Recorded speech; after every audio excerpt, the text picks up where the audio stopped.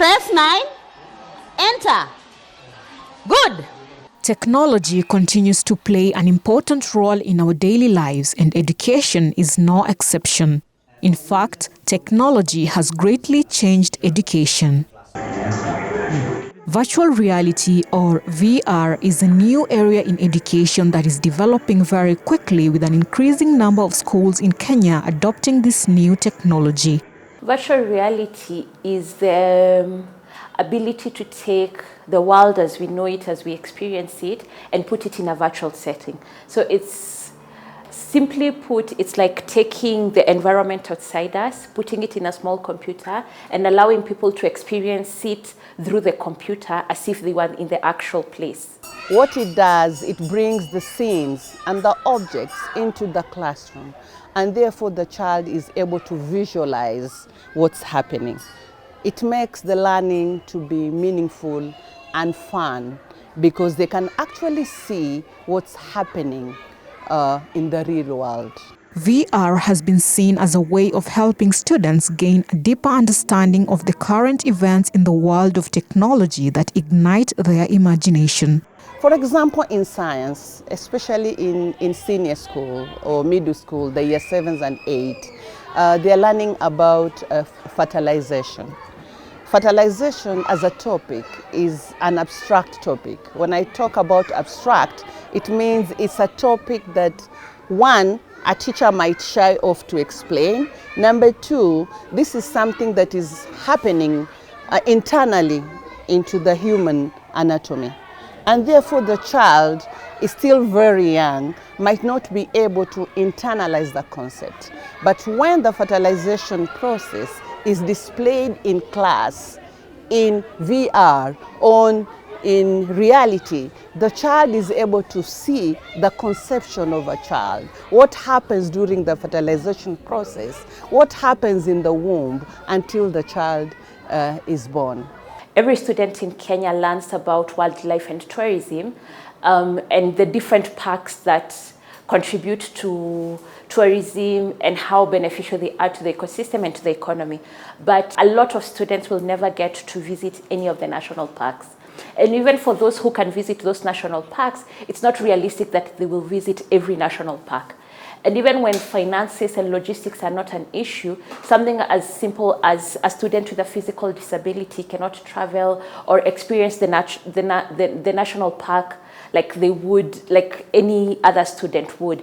And so with virtual reality, we are creating equity by allowing each of these students to visit these national parks while still in their classroom. According to Njeri Ndonga, virtual reality can improve education by providing students with memorable and immersive experiences that would otherwise not be possible. Sentiments echoed by Steadfast Academy principal Mariam Kasim. They can go to Mecca, they can go to Tokyo, they can go to Japan, they can go to places that they've never gone. The other day, the students were watching a VR presentation on astronomy. They were visiting the moon, and therefore they were able to see exactly what happens. What is this that you need to do when you visit the moon? So they saw the different planets, they were able to see the moon, they know exactly there is no life in the moon. So the learning becomes a reality.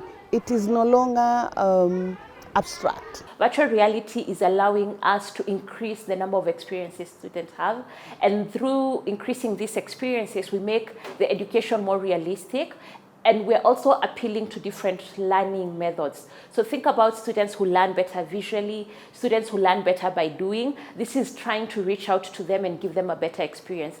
Do we know the impact that this will have in the long run? No. Do we have data that shows that it has a lot of promise? Yes. There is a lot of evidence and research that shows virtual reality could change what learning looks like, and especially transform equity in education, so that whatever you have access to here is the same thing that a student in South Africa has access to, is the same as a student in Nigeria has access to, the same as a student in Ecuador, is the same as a student in Canada and elsewhere in the world. Horizon TV set out to find out how virtual reality is opening up opportunities for learning, communicating and collaboration by changing the roles of teachers and learners. Looking at the support we've received from parents, there is demand for us to continue to deliver content that is in line with the curriculum, and we're exploring that to see what it might look like, with a lot of input from the parents, from the students, and from the teachers. According to Mariam, virtual reality education programs help learners retain information. And as the saying goes, seeing is believing. In education, we say that when a child sees something, then they believe, okay? It makes them to be critical thinkers because they're able to see, especially in English or in linguistic or in Arabic, or they have an English lesson and they're supposed to describe, assuming they're writing a descriptive text on pandas. They've never seen pandas in Kenya, all right? But when they see the pandas in real life, this child is able to express himself because he's seen the panda, he's felt the panda, yes, he's heard the noises, yeah? So the child is able to give vivid description of that animal or the panda. So VR is the way to go because we are the 21st century world, okay? When it comes to traveling, it's a bit expensive traveling, but with the courtesy of the VR, the children are able to travel all over the world. In an interview with Horizon TV, Njeri Ndonga, the co-founder of Ukwenza VR, a social enterprise that uses VR technology and gaming to educate the public on social issues, says VR technology is a game changer in education, even as students continue to adapt to the new competency-based curriculum, CBC, that was introduced in 2017. Currently, we are focusing on implementation in co-curricular related topics, so things like conservation, environmentalism. Eventually, as we had mentioned earlier, we're working with parents and schools to understand what role virtual reality education would play in the classroom, and then we can continue to support students in that. Because the curriculum is national and is controlled by the government, we still have to consult extensively to understand the role that Ukwenza VR and virtual reality by extension will play in supplementing the curriculum and supporting the direction that the national government has taken in improving the quality of education in the country. I know international schools can afford, like some of us, we are in the international field, but it's not lost, even the CBC or the government schools, because they can use the Google boards. There's something that is known as Google boards. So we have free virtual experiences. For example, the 360 tour. Using the free app on Google, teachers in the CBC or in government schools can make use of that for now. We have students in campus or university doing engineering and in education. So they can make use of the engineering students in Kenya, for example, Jomo Kenyatta University, and they can create these apps, and these students can volunteer, as part of a community service to the government schools. Steadfast Academy in Nairobi introduced VR to students to give them the opportunity to experience their learning in a more immersive and engaging way. We realized some topics were a bit abstract. That is one. The kids were unable to internalize the concepts. So we had to come up with a plan. What is this that we are going to do to ensure that these concepts are broken down into small pieces and the students are able to understand exactly what they are doing.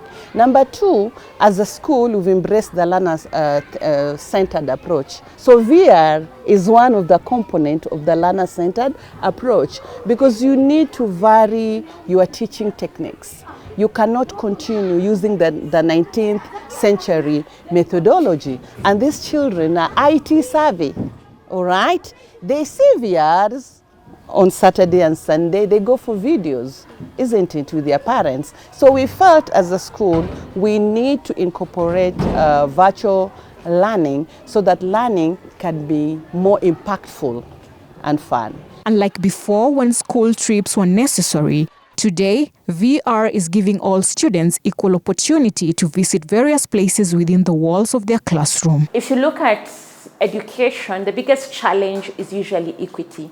And the reason why there's a big gap in different education systems even within the same country is affordability. Because today, students in school A can afford to go to Masai Mara, next time they're in Amboseli, next time they're in Savo. While students in school A can barely afford to go to the chief's office in their ward or within their locality.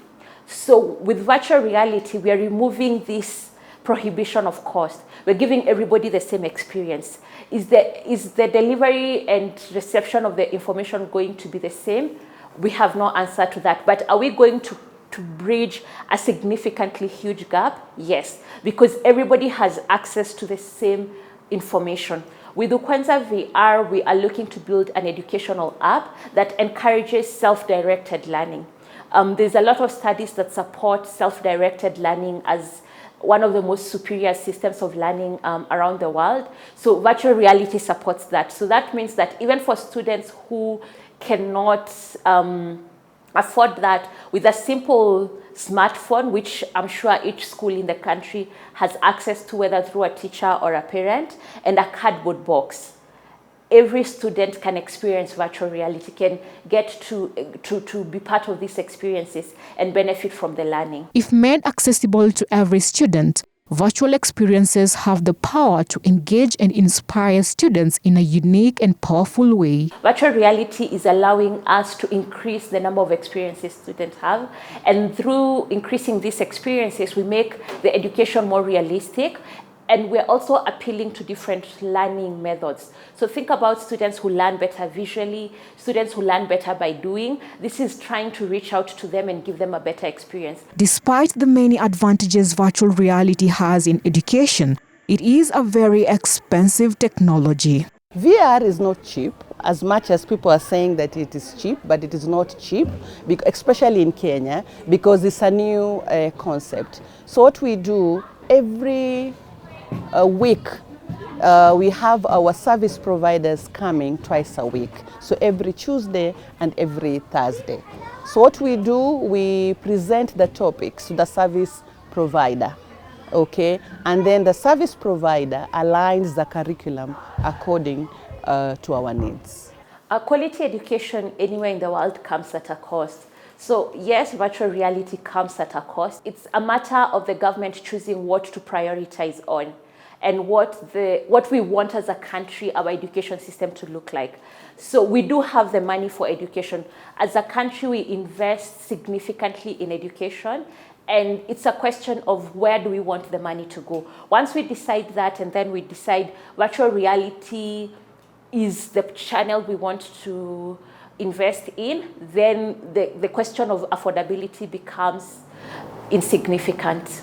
The few students who have been lucky to have the VR experience see it as the best way to break the barriers of school trips that not many students are able to experience for a variety of reasons. The feedback so far has been really positive. Students get really excited. When you think about virtual reality anywhere in the world, it's a very exciting concept. So that has been sort of the energy that has kept us going, even as we try to find the resources we need to keep making this experience and stay sustainable.